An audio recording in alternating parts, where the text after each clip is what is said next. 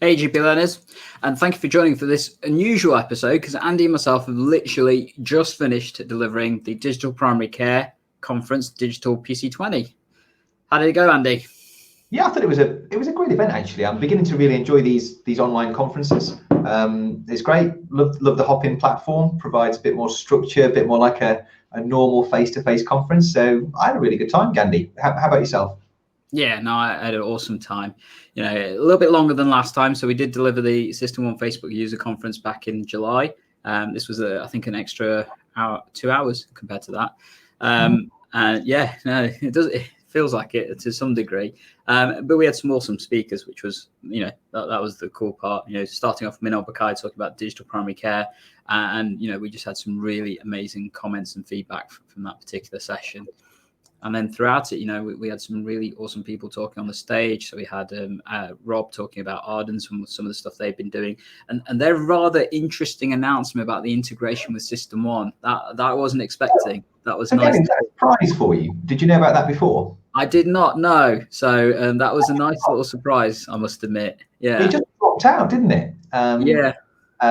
In the Q&A. So yeah, I picked up on that as well. So potentially quite significant, really. Arden providing some template support to Airmid provided by System 1. That's going to be quite a powerful contender, I think. Yeah, I think having the usability and the functionality of Arden's templates integrated directly into System 1 for their online consultation mechanisms, I mean, that just sounds awesome, to be honest. It does. But it was good. I was going to say it was good to see what some of the other providers have got coming up in terms of their pipelines as well. And there's lots. It's a space where there's lots of exciting innovation, and it's great to see a lot of different players, each with their own sort of perspective and an angle and personality. Spent some time with the clinic team. They're interesting. They're coming from another country and another sort of health ecosystem, so they've got their own sort of perspective on things as well. Really interesting. And they're one of the few platforms that actually use forms of AI to try and navigate the patient journey and seem to do it pretty well. I must admit, I do like their body map idea that they use with their online consultation platform. I've always found that quite useful because I think as a visual aid to help patients understand where the problems are, I do actually like the concept of that. We also had Accurix and Jacob talking about his health tech manifesto, which I loved hearing about that. It's just I missed that, Andy. I know, but catch it on the replay. That's the whole point. We had this conference, wasn't it? And the opportunity to hear about the way that Accurix have innovated over particularly the pandemic situation and how it's helped practices and how that can be used moving forward to help health within the UK and stuff. I think was a really interesting prospect to hear. They also talked about their patient triage tool, which I know is being officially released tomorrow. So mini sneak peek people got today. And for those that want more detailed look, check us on the 7th of October, where actually we're going to have a live demo of the patient triage tool by Accurix, and people have the opportunity to ask live questions through the event as well. So that's 12:30 next Wednesday. If you're watching this, this week. Whenever you're watching, yeah. Yeah, or if you're watching it later, just check on the GP Learning YouTube channel and stuff, and we'll probably have a link coming up somewhere around about here and things. So Andy, you might be going off to fill in your learning portfolio, your appraisal tool now. What's your sort of reflection or learning point from today, do you think? Either the process or the content? I think for me, it's probably more about how to run a conference, to be honest. From the clinical stuff, I mean, there's loads of tools out there, and it's the tools that you want to use and stuff. I really enjoyed the digital journey planner. I kind of have to say that because I've helped create it, and been, supporting the development of it. But I think the opportunity for practices or networks to understand where they are in their digital journey and then getting those additional little tips and ideas of how to develop that further, I think is something that we need right now. We've all gone through so much change in the past few months when it comes to digital use in healthcare. And a lot of us have literally just been running 100 miles per hour. And actually, we don't quite know where we are. So I think, the digital journey planner being developed by Redmore Health, it's being balance checked with NHSX and other kind of, parties involved in this just to try and make sure it works. And I think it will. I really do think it will. So I'm really excited about that piece of work and definitely keen to see that go, effectively and well, really. What about you, Andy? What was your learning point? I think there's two things really. So one of them is hard, one of them is soft. So the harder learning point, I think, was, I suppose, really around some of those planning sort of conversations and considerations, and it got me thinking about sort of not just the practice sort of journey and plan in terms of online consulting and digital primary care, but also what that looks like at a PCN level, and then maybe a sort of a city pan PCN federation level. Because I'm just aware in Nottingham, we're all probably making sort of quite independent decisions, both as practices and then as individual PCNs. But in some of the presentations, people were talking about hub models for managing online consultations and electronic consultation forms. I think there's a lot of potential there to be more effective at scale, but in order to do that, people need to be on the same or similar systems. So I think that's a conversation to have locally for us, and I think other people might want to be having similar conversations in their areas. And the other thing was a bit of a softer point as well. I really enjoyed the education roundtable session with Simon Gregory from Health Education England, and that session drifted in the direction of actually how some of our colleagues have perhaps struggled through this more remote consulting journey we've been on, and remote working journey we've all been on. Can be difficult for trainees, can be difficult, for even some colleagues who perhaps find it harder to risk manage without seeing those physical in-person cues. Transpires that's probably been placing quite a lot of stress on some of our colleagues, depending on consulting styles, which I thought was. And also, a lot of the trainers there were talking about how they would normally spot a trainee who was struggling, and how that's probably difficult and harder. With the cameras off and someone's muted in a Zoom teaching session, are they struggling or are they doing perfectly fine? It's much harder to tell. So I took away some really interesting things from the conference, Gandhi. I really enjoyed it. Definitely. I think we learned a lot as well how to run a conference. So we tried our little treasure hunt idea again this time, didn't we? And I think it went better this time. We'll get there. Yeah, we'll get there. We'll get it right. I think by the time we get it right, though, we'll be doing physical events by that point, won't we? In which case, we had a great idea for how this works as a physical event. Obviously, virtually, it's a little bit trickier, isn't it?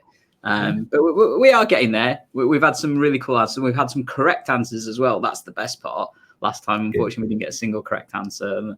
And I appreciate that may have been the way we delivered it. This time around, it did seem to work a lot better, didn't it? I'll be really interested to see whether these digital conferences stick around, actually, after we can all meet and commune together. I've got a feeling they probably have a place in the future, actually, because that did feel like a worthwhile event, and it felt almost magical being able to coordinate with you at a different physical location and with our colleagues and all of the delegates and speakers from different parts of the country. It felt like progress, so I'm hopeful it'll stick around and that it will transpire that this sort of event does add value.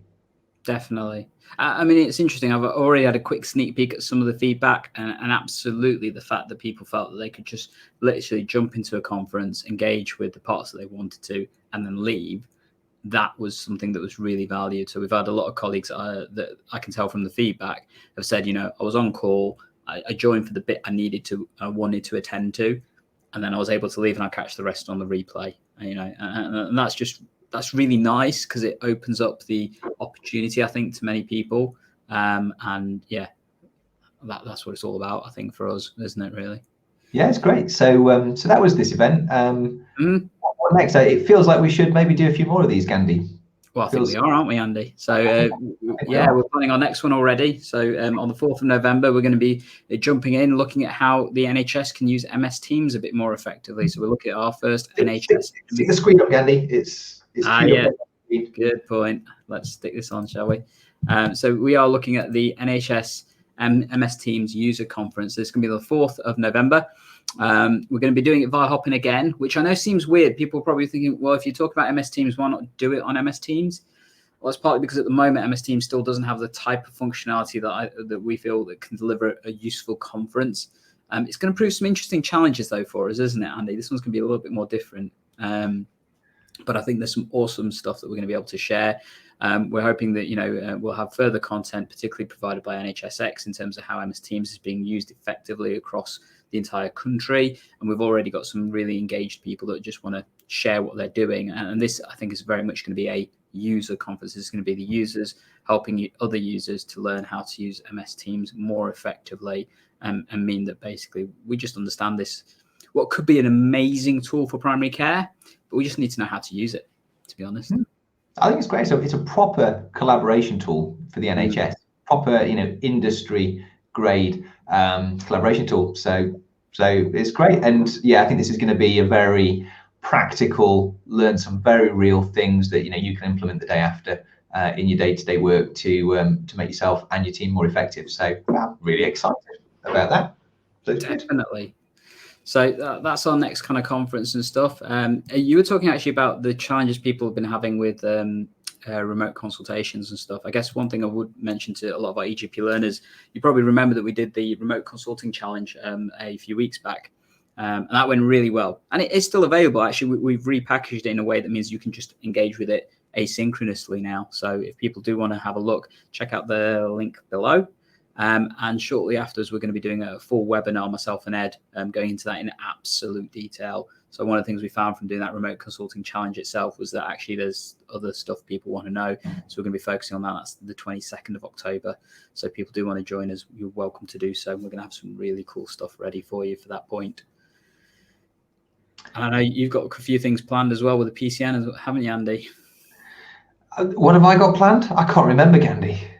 What are you teeing me up for here? I thought you had all the care home stuff that was kicking off. Oh my goodness! Oh yes. Have you forgotten it already? That's all kicking out and kicking off. Yeah. We're busy getting the care home PCN and enhanced service up and running in Nottingham City. So that's been taking some of my time over the past few weeks. Watch this space if you're local. Mm-hmm. Cool. Well, thank you everybody for joining us and letting us kind of vent after our conference experience. We hope if you did join us, you had a great time and that you enjoyed the conference. And do feel free to let us know, whatever platform, social media, all that kind of stuff. If you weren't able to join us, if you missed out, don't worry. We've got all the recordings available for you, and the link, if you want to access them, is right here as well. So check those out. It's basically videos that you can engage with, and we will have all the various contents and stuff in there. It's going to take us a full week, I think, to get everything uploaded. We've got that much stuff to do. So you will see it fill out as time goes on if you join straight away. So don't worry about that. It will be there. And actually, the key one to watch, obviously, is going to be Nikki Kanani's direction of primary care. I thought that was amazing, personally. Really honest. Yeah, Nikki and Manal, both very good presentations. Yeah, and real honest element as well. I mean, Nikki even took to task the question of that infamous letter, which I know many people have been frustrated around. So it's a big intake of breath before she addressed it. But she did give it an honest, proper, full, considered answer. Mm-hmm. Big respect. So definitely check that out if you want to have a look at that in more detail and stuff. Anyway, guys, I think we need to head off, don't we, Andy? We've been looking at computers and stuff far too much today. So yeah, time to go into the real world. Have a look at the sky. Definitely. So thank you, everyone, for joining us. We hope you enjoyed our conference. We hope you enjoyed this kind of venting boot session of the conference as well. As always, me and Andy will be back in on a couple of weeks on Saturday, and there's going to be loads of content, as always, on EGP Learning. And we will help you save your time by enhancing your primary care and learning. Catch you in the next episode. See you guys. Bye-bye.